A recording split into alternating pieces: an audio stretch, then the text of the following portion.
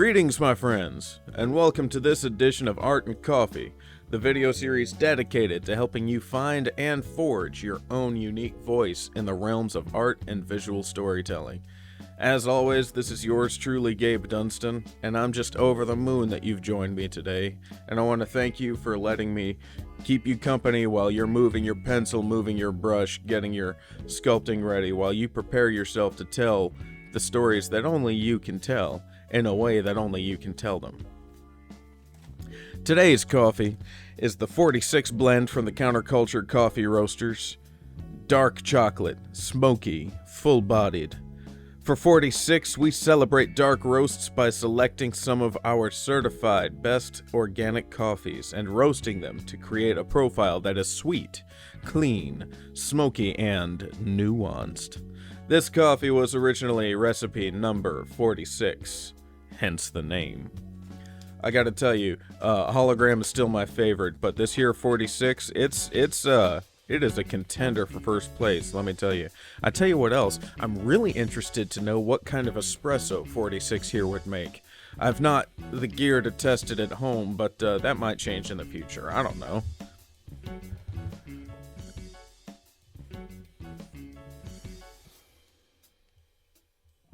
So, enough about the coffee. Let's dive into today's topic. When last we spoke, we talked about how the broke and or starving artist trope yet persists, and today it seems like it would be a smart idea to talk about the alternative, the other reality of the artists who are making a living, who are feeding themselves and their family, who are making it happen, so to speak. So let's talk about the different ways that people make a living as artists, as working artists, because there's lots and lots of different ways. And first and foremost, I want to talk about the art jobs, because so many parents who are dropping their kids off, usually middle school, high school age, around the age when they realize, oh, art is important to them, and this is persisting. It's no longer a child-like thing that they're doing. This is becoming serious. They're starting to actually use the word career. So parents are like, I don't know what to do. It's all right. I'm going to tell you, listener, the same thing that I tell these parents. It's okay. There are art jobs. Here in the United States, most people's health insurance is tied to their job. So most people's access to any kind of health care. And there's a lot of talk as to whether or not that's a good idea right now. And I'm gonna let other people talk about that, and you have whatever opinion you like on the subject. It is not what I'm here to discuss. What I am here to discuss is parents love to hear, and some kids love to hear, that there are art jobs, because an art job where you're working in-house somewhere usually means a benefits package with health insurance. So it means a living wage, steady, reliable income, and access to health care. And those are the things that most parents are really, really worried about, especially when their kid says, I want to be an artist. Because still yet to this day, so many parents hear, I want to be an artist or a musician or any sort of creative, and what they're actually hearing is, I want to run away with the circus. And that is not a thing. That's not what's going on. That's not what this is. So, number one, the art jobs that exist in the world. The number one art job that most people understand or have heard of, graphic design. For those of you who don't know what that is, think like posters, advertisement, books, book covers. All of those things have to be designed. The interior of books, layout design, page layouts, that's also graphic design. The broad strokes is, graphic design is arranging words, type, and images in such a way to convey complex information in a gripping or compelling way, or in a very, very efficient way, or both. It is, if you're the sort of person who works with a pencil in your hand, graphic design doesn't necessarily pop into your head right away. It absolutely didn't for me, but I got myself a fair education in graphic. I say fair because I did 2 out of 4 years. I got myself a fair education in graphic design, and let me tell you, friends and neighbors, it changed everything. It opened my mind, and it made me so much of a sharper artist. I cannot fully describe what it did for me, and I can't thank the teachers that I had enough. As a comics man, the very first easiest thing to point to that graphic design gave me was my ability as a comics letterer. Lettering is straight graphic design. It is arranging those letters, putting them in a place that's easily readable, understanding the human eye's natural interaction with images and hierarchy. And those are lessons that I learned in graphic design. The other thing it gave me as a draftsman is a strong eye for shape and for composition. And shape is huge, of course, when you're drawing, when you're painting, when you're sculpting. Shape is a great big deal. And I don't know that you and I have had the shape versus form conversation, but think of some of your favorite cartoons. Certainly my favorite cartoons, like Dexter's Lab and Powerpuff Girls. You've heard me mention those a million times, I'm sure. Those are all shapes. But more modern cartoons, say like Adventure Time or Regular Show. I was a big Regular Show fan. Again, those are shapes. That's all shape and very, very little form. And working as a graphic designer, taking many graphic design courses, taught me so much about shape and how to arrange it and how to make it compelling, and these strange intangible terms like rhythm, like how that relates to visual art is this nebulous thing, but once you can understand it, it's really incredible. Graphic design gives you that. And there are lots and lots and lots of graphic design jobs, not just in advertising. There's lots of different ways to do it. And if it helps, don't think in terms of advertising, think in terms of communicating. One of my favorite graphic designers here in town, a fellow named Skillet Gilmore, he makes gig posters for bands, among other things. But that is communicating. This band is playing at this venue at this time, and making an image to kind of encapsulate more or less what kind of music you'll be hearing and what kind of flavor that they bring to it. It's a lot of complex information to make into a visual statement, and make that visual statement fit on one image and have that image mass produced and pasted in lots of places and have it go and not necessarily clash unintentionally. There are tons and tons of businesses that hire graphic designers full-time, benefits package, all kinds of things. So many that I can't name them. Like almost every large business you could think of, like insurance companies need full-time graphic designers. Hospitals need graphic designers, would you believe? That was one of the first jobs that I heard of while I was in school. Somebody that I knew who grew up in my neighborhood and ended up going to the same college I did. When she got her degree, she got a job as the graphic designer for the big local hospital. Her job was to make the design for, the newsletters, the brochures, that sort of thing. Graphic designing, one of my favorite graphic designing jobs that I ever had was doing the interior layout for a science fiction magazine, which is now defunct, but boy, that was a fun job. It was arranging all of the type, putting the illustrations where they go, and arranging all of the letters and the pull quotes so that it made you really want to read this magazine. It made things very compelling. Those are the things that graphic designers can do. And if you're looking for jobs in graphic design, you're going to have to do your own research on this, because those jobs are so abundant. They are competitive. It's not an easy thing to do, and it's not an easy job to get. But they exist, and they're everywhere, and it's a great job to have. And if you're like me, you want to move your pencil, you want to illustrate. Not all graphic designers are illustrators, but illustrators make great graphic designers, because in addition to having that tool in their pocket, they can, they can make their own spot illustrations when the time calls for it. They also have a good eye for what other illustrators to hire and where, and it also gives you a good eye for all of the other things that come in illustration that you need in graphic design. Things I've already mentioned, things like shape, things like rhythm, things like color, if your eyes are better than mine. Things like how to communicate complex emotional information, because I've noticed illustrators, as opposed to graphic designers. Graphic designer, very analytical.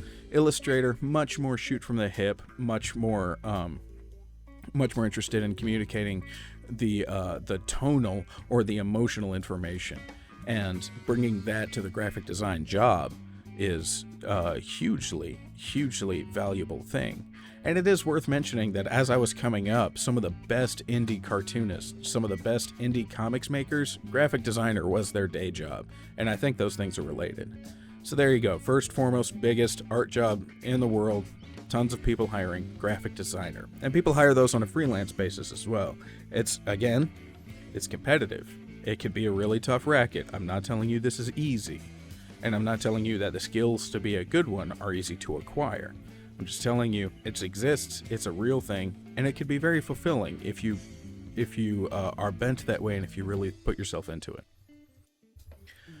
Another art job is illustrator. This one is much more rare, it's hard to come by, and the job as an in-house illustrator for any given company, you gotta hunt. You gotta hunt for those, but they exist. And don't forget, when it comes to career, that's your long-term job or long-term goal, or maybe lifelong job. So it's a long-term goal.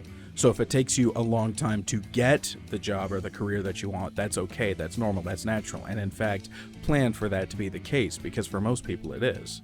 So you may spend years, what you want is to be an in-house illustrator somewhere. You may have to be searching for that job for years and years before the opening that fits you pops up and you get your portfolio in time. Also, a hard pill to swallow. Getting a job as an illustrator, be it in-house or freelance, is extremely similar to being an actor or actress and auditioning for a part. And the reason a lot of acting folk don't get the part are arbitrary things. Like, it's not, you look good, you're easy to work with, and you could do the job, but you don't quite look the part, or you don't have exactly the interpretation of this character that I'm after, that sort of thing. Those are reasons to be rejected in acting, and they're good faith reasons. It has nothing to do with yourself or your ability. In getting an art job, particularly as an illustrator, it's the same thing. It's like you could be a terrific draftsman or draftswoman. You could have a strong command of color and shape, but if what you want to do is draw Spider-Man dancing around the Incredible Hulk, then maybe the New Yorker doesn't necessarily fit your visual sensibility, if that makes sense. So, illustration, those jobs exist. You can get a job as an in-house illustrator. The last time that I saw one of those jobs open was an education company that helps to make education tools for teachers working with special needs kids, particularly autistic kids. Visual information, really good for a lot of autistic kids. So yeah, they wanted an illustrator working on all of their stuff in-house. When I was freelancing as an illustrator, one of my bread and butter clients early on was an online K through 12 education company, and I made educational comics about different historical figures. And they were thinking about making that an in-house job, and then the person who was making it an in-house job had a dramatic life change, and they quit, and then the company went in a new direction, and they quit hiring me. Ha ha ha ha. So again, the in-house job, it can happen, but it can also not happen for reasons completely out of your control, and don't let it get you down, and for God's sakes, don't take it personally, because it's not personal. Chief among those is the don't let it get you down, and don't let the setbacks be the things that make you stop trying, because there are yet still more illustration in-house jobs out there, and they're in the places you don't necessarily expect. For instance, board games, board game shops, board game places. People who make board games need illustrators, need them badly, need illustrators and graphic designers. And if you could do both, that's kind of incredible. But yeah, board games and board game companies constantly need a steady stream of art assets made to make their game. And that was where I did most of my freelancing work during my freelancing period. And it was as volatile as every other freelancing environment could be, but it was also a lot of fun, and I met a lot of cool people. And there's when I tell people, hey, what do you do? And I say, oh, I'm an artist, they're like, oh, how fun. And that usually bothers me because I'm like, all right, it's work. It's a job. I'm not playing every day. This is a complex skill, yada, yada, yada, yada. When I was working for some of the board game companies I was working for, and people say, how fun, I'd be like, yeah, no, this rules. This is awesome. I am making silly cartoon characters that are going into this elaborate and hilarious board game, and I am just having the time of my life, and this rules. Now, I never got the in-house job making board game art, which is fine, because again, super rare and super competitive, but one of my top 4 all-time favorite artists, that's what he does. You may have heard me mention him before. His name is Rob Momarts, Robbmaeart. It's a Belgian spelling. It's spelled funny. The Belgians, the Flemish, and the French, they spell their words in such counterintuitive ways that it is positively baffling. But anyway, for God's sakes, look him up. Rob Vision, ROBB Vision, was his website. It may still be operating. That guy did a lot of freelance jobs for, various people, publishing companies, that sort of thing. And then a board game company hired him on a freelance basis to make a game called Food Fight, which I 100% bought just for the art, and spent literally 90 minutes just looking at each component as though it was my own personal little art gallery. I opened that box and just looked at every card, and sometimes I still do that because his art just kills me. I love it. And based on that interaction, the company learned this Rob guy is a good guy. His art is great. He's easy to work with. He delivers. He's everything we're looking for. And kablam, they hired him. They hired him to work remotely on a full-time basis, and there he goes. Another counterintuitive place, like you wouldn't think this, but restaurant chains need some art, depending on the chain especially. Fun fact, Jack Kirby, the king of comics, when he was a boy, his first art jobs were painting signs for street vendors. He would paint the advertising and the signs and the price lists for like hot dog cart salesmen, that sort of thing. People selling hot dogs, not people selling hot dog carts. I worded that weird. Another buddy of mine, Justin Peterson, please look him up because he's amazing, and his comic series, Very Near Mint, is glorious. Justin is a terrific artist with an exceptional control and command of shape and a really good eye for color. Was hired by the restaurant chain Tijuana Flats to go to each of their locations and paint a mural on their walls, and he was given more or less carte blanche to paint whatever he wanted, just make sure it wasn't anything unappetizing, or it's a family restaurant, so nothing that would be objectionable in that environment. And so he would draw these cool science fiction, superhero-y, fantasy giant mural paintings, and they're bombastic and they're exciting and they're colorful and they're just so much fun. And that was his job for a couple of years, working as an employed full-time artist for a pretty big company that, to my knowledge, paid and treated him very well. So there you go. You can be an in-house illustrator. It's just harder to find them, and you gotta really look. Always look for them the same place that everybody else looks for their corporate jobs. Check your LinkedIn, check your help wanted, make sure that your portfolio is on all the big places, Behance and that sort of thing. And don't forget to always, always, always be in contact with other artists, because that's not just where the rumor mill lives, that's not just where the pro tips live, but artists are very eager to share leads on what may or may not be a good job for their buddies. And if you and an artist friend are going for the same job, I've noticed in my own personal experience, it's a very, very warm, collegial atmosphere where when I was going for the same job as a friend of mine, that friend said, hey, good luck to you. Not necessarily may the best man win, but it's just, I hope at least one of us gets it. And if I had gotten the job, he would have been very, very happy for me. And if he had gotten the job, I would have been very, very happy for him. So very warm and not so much the backbiting competitiveness that so many teachers of my youth told me that being an adult would be like. It's not been like that for me in the arts, so that's just some fun facts there. Now, the last in-house jobs that you've probably heard of, you probably know about, and if you don't, now you know, it's making art for movies, animation, and video games. Now, I'm going to talk about movies and video games up front, and we'll get to animation later. These jobs, usually the term is concept artist. You get a premise, a fantasy setting in a temperate zone, and it's a rural area. So like give me like mountains and nature and trees, or it's like a fantasy setting, but it's an urban area filled with stonework. So think Petra, and give me concepts in that direction. Or this is a game about ninjas, so give me like cool looking Japanese temples and whatnot.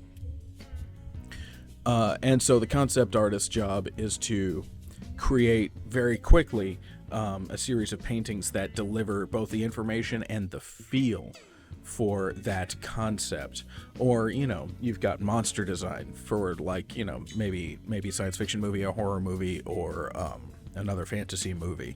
The cave trolls of Lord of the Rings, somebody had to design those, somebody had to paint those.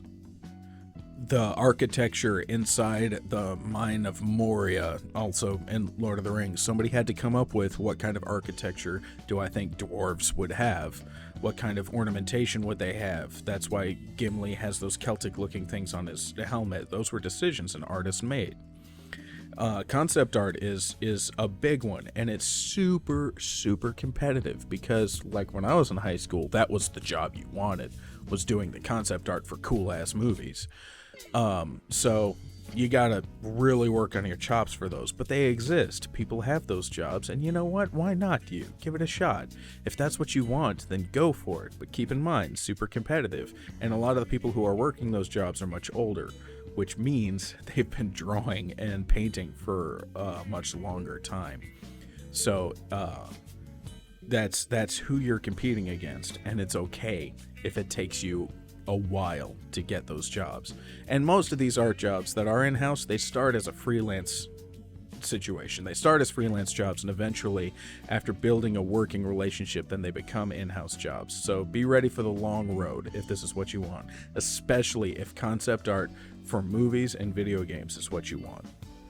Because these jobs are extremely competitive, and the guys who have the in-house jobs, they don't usually leave because they're usually very good jobs. So the turnover is extremely low. It's the opposite of being a public school teacher in Wake County. Super low turnover. When I was in high school, I looked at all the video game companies that were in or near my town, which is kind of a lot. Red Storm, and by default, Ubisoft, Insomniac Games, Epic Games, plus a bunch of other tiny little developers because, fun fact, where I live is another one of the tech centers of the country. So lots of guys out here are making video games in their spare time. I thought, cool, I'll get an art job at one of those places. And what it didn't occur to me was the guys who had those jobs when I was in high school, they're still there. They still have those jobs, and they're doing them even better because in all of those intervening years, as I've been working on my art, so too have they. And in addition to that, they've also maintained their professional relationships. And I've been very fortunate to see these professional relationships from the outside on more than one occasion. And they look good. Like there's a lot of very warm and friendly people in the local video game scene. Very warm, very friendly. I made some friends that I still have today, and it's been a wonderful experience. But again, competitive. So if it's not working out for you at first, and it looks like it won't work out for you a couple years, don't freak out, don't panic. That's okay, that's natural. And if it works out for you, and it works out for you kind of quickly, good for you. I got a high five and a hug waiting on you. Last but not least, this is the in-house job that if I were to pursue an in-house job, this is the one I'd want. And it's working in animation. Because there's a lot of small disciplines inside of animation, and lots of places that you wouldn't think about need animators. Like commercial advertising. They use animation a lot, and there's kind of a lot of money to be made in advertising. Like a lot of money to be made in advertising. But I'm thinking about like animation for TV. I'm thinking about the guys who made my favorites. I'm thinking about the people who made like Dexter's Lab and Powerpuff Girls and Regular Show and Gravity Falls. Like I'm watching Gravity Falls with my daughter and my family right now, and oh man, the writing is so sharp and the art is so on point. It's just blowing my mind. I laughed out loud 3 times in one episode, and that's kind of hard to do, as jaded as I could be when it comes to jokes. The cool thing about animation is there are a lot of different disciplines inside of animation. You've got your character designers, your storyboard artists, your background designers or your background painters. You've got your character animators, the people who actually animate the individual characters as they do their thing. You've also got things like writing and recording engineers, the people who have to actually record the voice actors. You've also got voice acting, but I digress. If I'm speaking personally, I would definitely pursue character design and or storyboarding. And from what I've read from all of the animators I've ever read or spoken to or asked questions of, the way that you get into animation is you pick one. You pick a discipline, which one that you really, really want, if you had to pick, because you do. And if you want to try different things in animation, once you've got the job, it's very easy to make lateral moves. But the trick is, it's hard to get the jobs because, not a whole lot of turnover because, if it's a good job and the artist got it, they don't necessarily leave. There's some turnover because artists move on, they have different opportunities, or they get into the job and it's not quite what they thought it was going to be. I met one such a character who storyboarded for King of the Hill, and after several years of storyboarding, just thought, this isn't what I thought it was going to be, and I'm going to do something different with my life. And he did. He ended up becoming a fire chief for something like 10 years. And then went back to art afterwards. First as a painter, and now again as a storyboard artist. And good for him. So some turnover happens. It's definitely more than in video games, but it's also, especially in Southern California, where most of the animation jobs live, especially animating for TV and movies, they're union jobs, so it's hard to get in. But once you get in, it's easy to stay in, so to speak. Or at least ways that's the story that I've been hearing.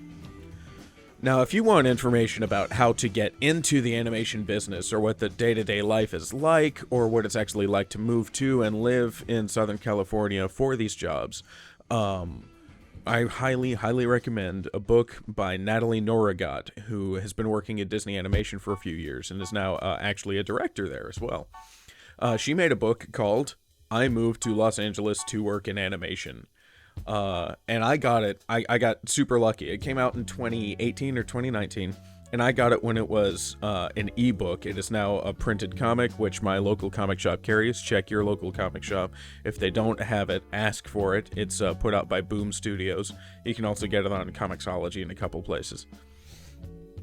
Highly recommend it because this information is very recent and it's very, very relevant. And the way that people get into different artistic industries, that stuff changes pretty quick. So if you're listening to this within a year or two, get that book. Like 5-10 years from now, might not be, it might be informative, but it might not be as relevant to the time that you're living in. So if you're listening to this now and it's within 5 years of me posting this, get it, read it if you're interested. Highly recommend it. Steven Silver, God bless him, is also constantly in his Art Talk series that he had been doing since 2007, talks about the animation industry and how to get into the animation industry. There's also blog upon blog upon blog. In 2006, I started reading a character designer blog that was just interviewed character designer after character designer after character designer, and it was lovely.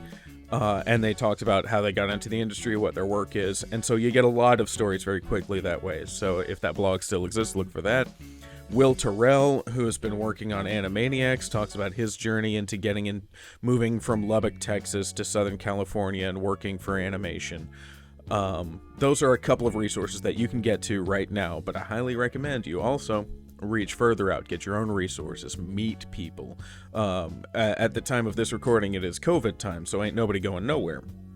But when the plague ends, by all means, go to the conventions, the trade shows, and ask questions. At the time of this recording, CTNX was the big animation convention, but it also kind of took a turn, and so another one was started called Lightbox. And that one takes place in Pasadena, California. And so, I mean, it might be, if you're like me and you're on the East Coast, that's quite a schlep, but it might be worth it if this is what you're into. So that's it for the art jobs, and what I want to leave you with is the knowledge that this is not a comprehensive list. There are so many art jobs, tons and tons and tons. These are just the most common ones that I know of and the ones that I'm most familiar with. I will also say, most of the artists I know who are doing it, who are making their living, who are feeding their family, they're not art jobbers. They don't necessarily have a career in this.